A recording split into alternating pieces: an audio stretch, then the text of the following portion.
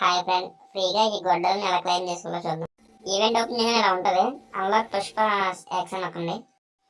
అది నొక్కగానే ఇలా ఈవెంట్ అయితే ఓపెన్ అయితే గొడ్లకి నాలుగు వైపులా చైన్స్ అయితే కట్టేసి ఉంటాయి. ఈ 4 చైన్స్ మనం బ్రేక్ చేయాలి. బ్రేక్ చేస్తే ఈవెంట్ కంప్లీట్ అయితే చైన్స్ బ్రేక్ చేయడానికి ఫ్రీగా మనకు ఛాన్స్ ఉంటుంది.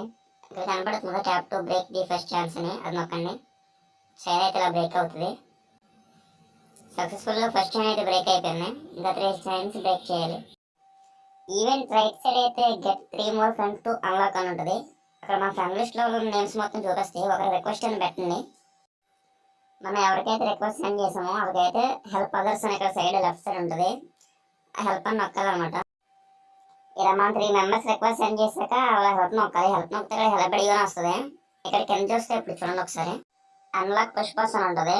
అది క్లిక్ చేస్తే మనకి గొడ్డలకున్న 3 చైన్స్ బ్రేక్ అయ్యి గొడ్డలు అయితే వచ్చేస్తుంది మనకి పుష్ప 2.